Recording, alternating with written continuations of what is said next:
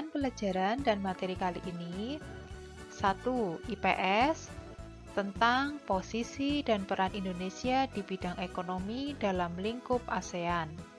Kemudian yang kedua, IPA, materi tentang pengertian magnet dan bentuk magnet. Yang ketiga, Bahasa Indonesia tentang mengenal formulir kegiatan. Yang keempat, SBDP tentang macam-macam reklame. Dan yang kelima, PPKN tentang keberagaman wirausaha di lingkungan sekitar. Kalian semuanya sudah siap untuk belajar? Kalian bisa menyimak sambil menyimak. Bukalah buku tema 5 yaitu wirausaha.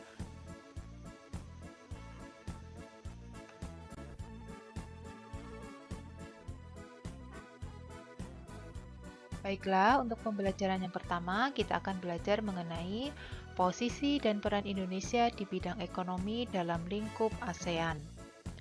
Sebagai makhluk sosial, manusia tidak dapat hidup sendiri. Manusia memerlukan orang lain untuk hidup bermasyarakat. Selain itu, tidak setiap daerah memiliki sumber daya alam yang dapat mencukupi kebutuhan manusia. Oleh karena itu, diperlukan kerjasama antar manusia agar terpenuhi kebutuhannya. Apa contohnya? Salah satu contohnya yaitu kerjasama Indonesia dengan negara-negara ASEAN dalam bidang ekonomi. Bagaimana posisi dan peran Indonesia di bidang ekonomi dalam lingkup ASEAN? 1. Yaitu melakukan promosi-promosi dalam bidang pariwisata dan perdagangan. Kemudian yang kedua, menyediakan cadangan pangan. Yang ketiga, menyelenggarakan proyek industri. Dan yang keempat, membuat kawasan perdagangan bebas atau ASEAN Free Trade Area atau disingkat AFTA.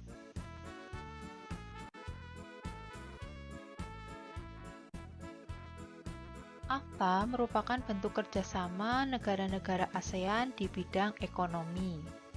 Kerjasama tersebut berupa pengelolaan produk-produk lokal yang ada di negara-negara ASEAN. Kalian masih ingat anggota negara-negara ASEAN negara apa saja? Kalian bisa dilihat di sini. Sudah ingat ada berapa negara anggota ASEAN? Kemudian, bagi Indonesia, apa manfaat kerjasama tersebut? Manfaatnya yaitu dapat meningkatkan pendapatan negara dan mengurangi pengangguran.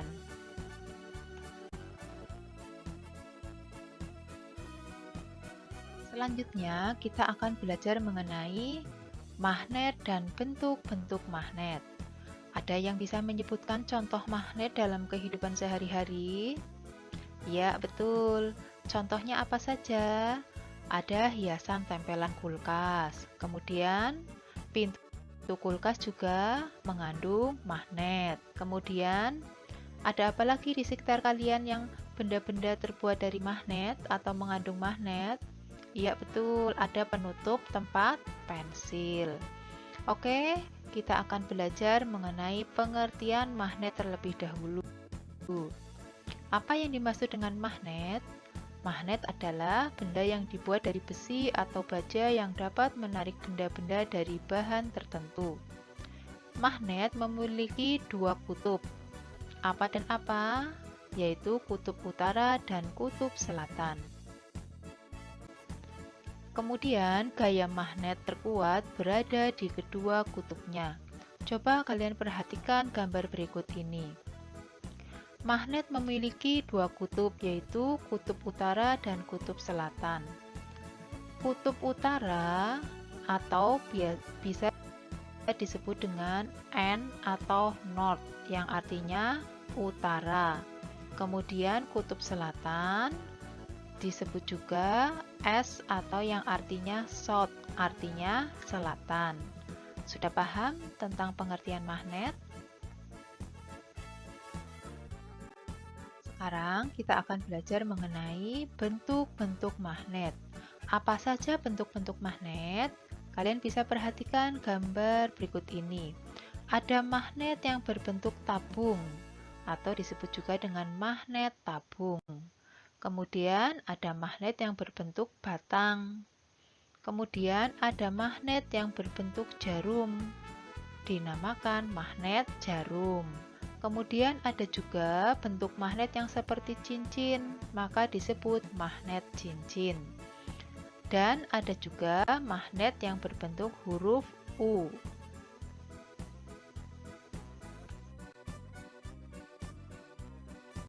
Selanjutnya, kita akan belajar mengenai formulir kegiatan. Coba kalian ingat-ingat ketika kalian pertama kali akan mengikuti kegiatan atau akan mendaftar sekolah. Apa yang biasanya kalian lakukan? Ya, salah satunya yaitu harus mengisi formulir pendaftaran. Kalian tahu apa yang dimaksud dengan formulir? Yuk kita belajar bersama-sama. Formulir adalah secari kertas yang berisi pertanyaan-pertanyaan tentang data diri. Umumnya, data diri yang harus diisi dalam formulir antara lain nama lengkap kalian, kemudian tempat tanggal lahir, umur, kelas, alamat, dan hobi. Data diri di dalam formulir disesuaikan dengan jenis formulirnya. Perhatikan gambar berikut ini. Gambar berikut ini merupakan contoh formulir pendaftaran anggota PMI. Ada yang sudah pernah mengisi formulir seperti ini? Masih ingatkah kalian apa yang dimaksud dengan reklame? Reklame adalah suatu cara untuk mempromosikan atau memperkenalkan suatu produk tertentu kepada orang banyak. Kita akan belajar macam-macam reklame. Apa saja jenis-jenis dari reklame? Yang pertama adalah iklan. Iklan pada media cetak adalah pemberitahuan kepada banyak orang tentang barang atau jasa yang akan dijual. Contohnya, iklan pada surat kabar dan televisi. Jenis reklame yang kedua yaitu spanduk. Apa yang dimaksud dengan spanduk? Kalian sudah pernah melihat spanduk di pinggir jalan? Ya, spanduk adalah salah satu cara promosi menggunakan kain sebagai medianya. Spanduk biasanya berisi ajakan, slogan atau berita yang perlu diketahui oleh umum. Jenis reklame yang ketiga yaitu poster. Poster adalah selembaran kertas yang berisi tulisan dan gambar, biasanya ditempel di tempat umum. Jenis reklame yang keempat yaitu brosur. Brosur berbentuk selembaran kertas. Biasanya brosur dibagikan di tempat umum. Brosur berisi informasi yang ditujukan kepada masyarakat. Jenis reklame yang kelima yaitu embalase. Apa yang dimaksud dengan embalase? Embalase merupakan informasi yang biasanya terletak pada kemasan sebuah produk.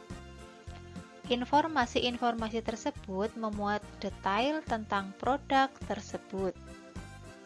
Informasi ini berfungsi sebagai daya tarik dan pemberitahuan tentang produk tersebut. Jenis reklame yang keenam yaitu baliho. Baliho adalah jenis reklame yang berukuran besar. Ukuran baliho biasanya lebih besar dari spanduk sehingga ditempatkan di tempat umum menggunakan tiang sebagai penyangganya. Jenis reklame yang ketujuh yaitu banner. Banner merupakan media promosi yang dicetak dan diletakkan menggunakan besi sebagai penyangganya. Jenis reklame yang kedelapan yaitu leaflet. Leaflet berbentuk lembaran yang dilipat menjadi 3 atau 4 bagian. Leaflet digunakan untuk mempromosikan sebuah produk atau memberikan informasi tertentu kepada masyarakat. Kalian sudah paham tentang macam-macam atau jenis-jenis reklame? Baiklah, selanjutnya kita akan belajar mengenai keberagaman wirausaha di lingkungan sekitar. Coba kalian amati di lingkungan sekitar kalian. Ada wirausaha apa saja? Ya, ada yang berwirausaha menjual bakso, contohnya. Kemudian ada juga yang mungkin berwirausaha menjual bahan-bahan kebutuhan pokok. Kemudian ada juga yang mempunyai wirausaha membuka, contohnya warung atau pedagang mie ayam. Antar pemilik usaha maupun masyarakat harus menghargai keberagaman kegiatan wirausaha yang ada. Keberagaman tersebut bermanfaat karena dapat memenuhi kebutuhan masyarakat. Contohnya, kalian bisa memperhatikan gambar berikut ini. Ini pedagang apa? Ya, ini merupakan pedagang bakso. Pedagang bakso membutuhkan bahan baku apa saja? Coba. Iya, harus membutuhkan daging yang akan dibuat untuk bakso. Bakso ada yang dibuat sendiri atau pedagang bakso membeli dari pengusaha pembuatan bakso. Sekarang, coba kalian perhatikan gambar berikut ini. Ini merupakan pedagang apa? Setelah kalian memperhatikan gambar tersebut, menurut kalian pengusaha apa saja yang terlibat dalam kegiatan usaha berikut? Silakan kalian tulis jawaban kalian di buku tulis kalian masing-masing.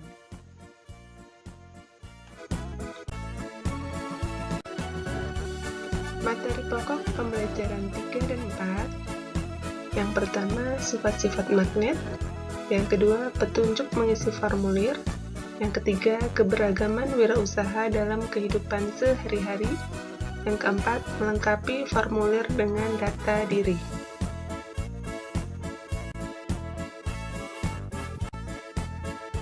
Oke, Ahi dan Ukti tentunya sudah siap belajar ya. Pada pertemuan sebelumnya, kalian sudah belajar tentang magnet dan bentuk-bentuk magnet. Pada pembelajaran 3 hari ini, kita belajar sifat-sifat magnet. Ya, ada yang sudah tahu magnet memiliki berapa kutub? Ya, tepat sekali. Magnet memiliki 2 jenis kutub, yaitu kutub utara dan kutub selatan. Ya, gaya magnet memiliki sifat antara lain. Yang pertama, kutub magnet yang sejenis atau senama jika didekatkan akan tolak-menolak. Ya, di sini saya sudah memberikan contoh ya, ini contoh dari magnet yang senama. Maksudnya seperti apa? Ya, ini kutub selatan, S itu kutub selatan, U itu kutub utara. Magnet yang selanjutnya di sini magnet yang kedua, kutub utara dan kutub selatan. Utara dengan utara, ya, kutub utara dengan kutub utara, berarti namanya kutubnya senama atau sejenis. Jika didekatkan akan tolak menolak. Ya, ini merupakan sifat magnet yang pertama. Yang kedua, kutub magnet yang berbeda jenis atau tidak senama jika didekatkan akan tarik-menarik. Ya, contohnya gambar magnet yang sebelah kanan. Ini kutub selatan dan kutub utara. Selanjutnya, selatan dan utara.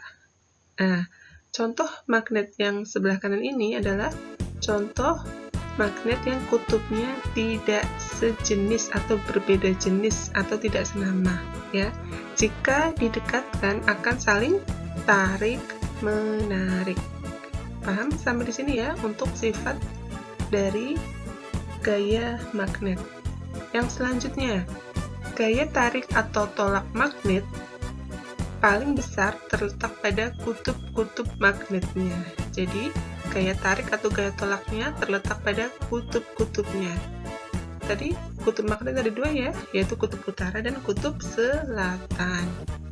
Sifat yang keempat, magnet dapat menarik benda-benda yang terbuat dari logam, seperti besi, baja, dan nikel.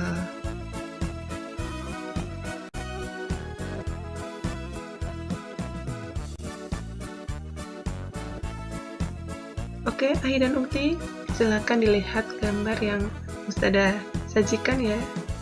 Ya, di sini menurut kalian, apa bahan yang membuat magnet dapat menarik benda berikut?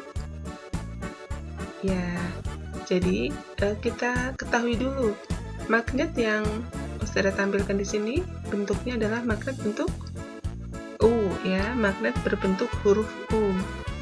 Magnet ini di ujung-ujungnya menempel benda-benda ya, benda. Bahan apa yang membuat magnet dapat menarik benda tersebut? Itu karena benda-benda ini, paperclip ini berasal dari benda yang terbuat dari logam, sehingga magnet dapat menarik benda tersebut ya. Jadi benda yang terbuat dari logam, tadi sifat yang keempat ya, bisa magnet ini bisa menarik benda yang terbuat dari logam. Ya, nanti Ahi dan Ukti bisa melakukan percobaan sendiri ya di rumah ya.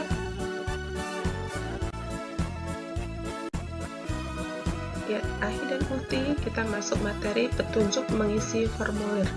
Pada pertemuan sebelumnya kalian sudah belajar tentang apa itu formulir ya. Oke, kita ulang lagi. Formulir adalah secari kertas yang berisi pertanyaan-pertanyaan tentang data diri. Ya, formulir ini diisi dengan menuliskan data diri yang sebenarnya. Jadi harus data yang kita masukkan atau kita isikan situ harus data yang sebenarnya dan sesuai dengan kolom yang harus diisi. Kemudian, umumnya formulir dilengkapi dengan petunjuk pengisian formulir. Tujuannya untuk apa? Yaitu untuk memudahkan pengisi formulir dalam mengisi formulir. Ya, di sini Ustadzah sudah mencantumkan contoh formulir pendaftaran anggota PMI. PMI itu Palang Merah Indonesia SD Erlangga ya. Di sebelah kanan ada petunjuk pengisian formulir.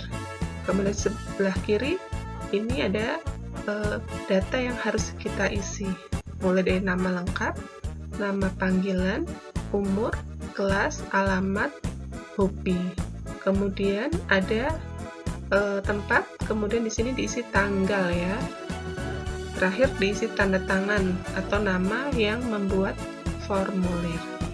Jangan lupa ketika mengisi formulir kita harus melihat petunjuk pengisian formulir, dibaca petunjuknya agar data yang kita tuliskan adalah sesuai dengan petunjuk dari pengisian formulir tersebut.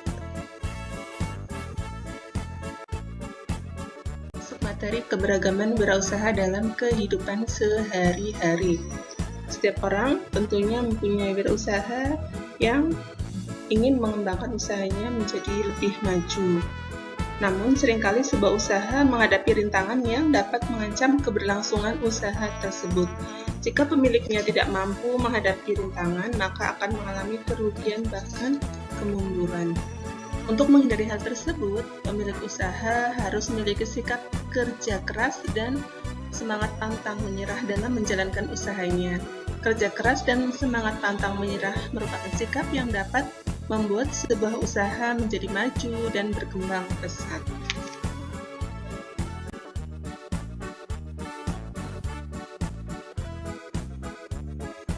Ya, Ahi dan Ukti melengkapi formulir dengan data diri. Tadi kalian sudah berlatih untuk mengisi formulir, ya. Formulir diisi dengan data diri yang sesuai dengan keadaan yang sebenarnya. Pada umumnya, formulir memerlukan data diri berupa nama, tempat tanggal lahir, dan alamat. Data yang diperlukan dalam mengisi formulir berbeda-beda sesuai dengan kegunaan formulir yang diisi. Ya, di sini contoh yang tadi ya, contoh formulir yang sudah tampilkan yang tadi. Oke, ini formulir yang sudah lengkap, yang sudah ada nama. Di sini nama lengkap Fitri Anissa, nama panggilan Fitri, tempat tanggal lahir Magelang 12 Agustus 2006, kelas 6, alamat, kemudian hobi. Tidak lupa diisi tempat membuat formulirnya, kemudian tanggal, bulan, dan tahun, terakhir diisi dengan tanda tangan. Oke, untuk pembelajaran hari ini mudah-mudahan bisa dipahami. Kita tutup untuk pertemuan hari ini dengan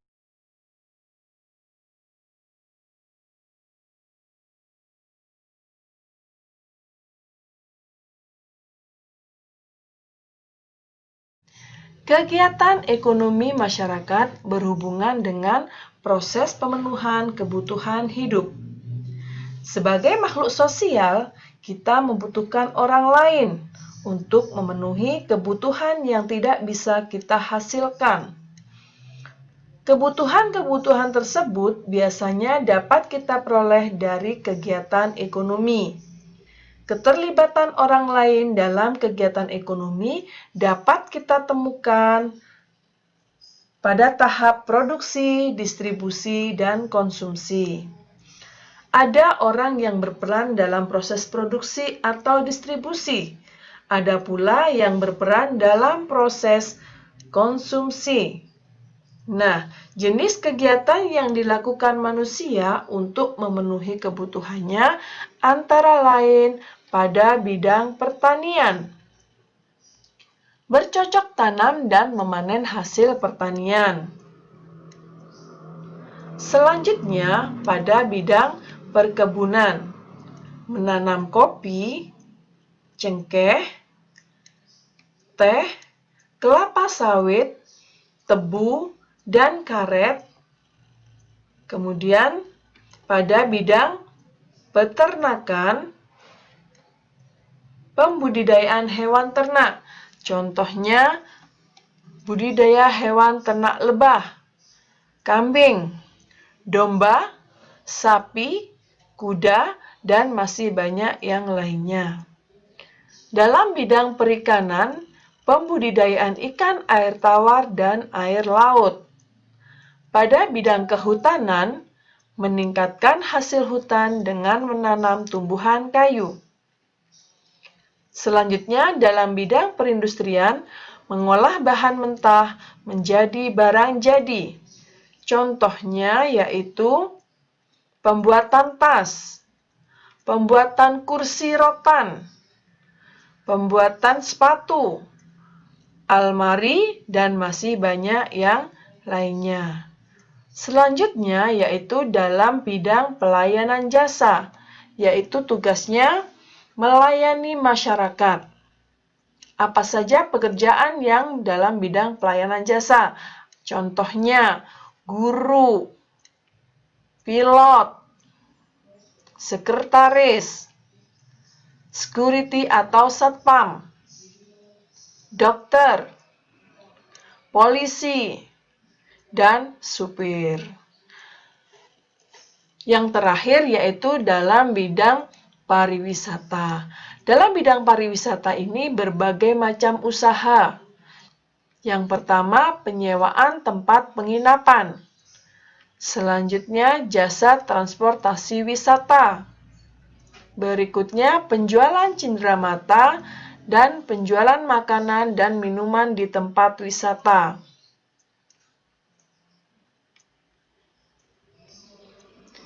Nah, pembelajaran tentang jenis-jenis usaha selesai sampai di sini. Semoga bermanfaat. Saya akhiri.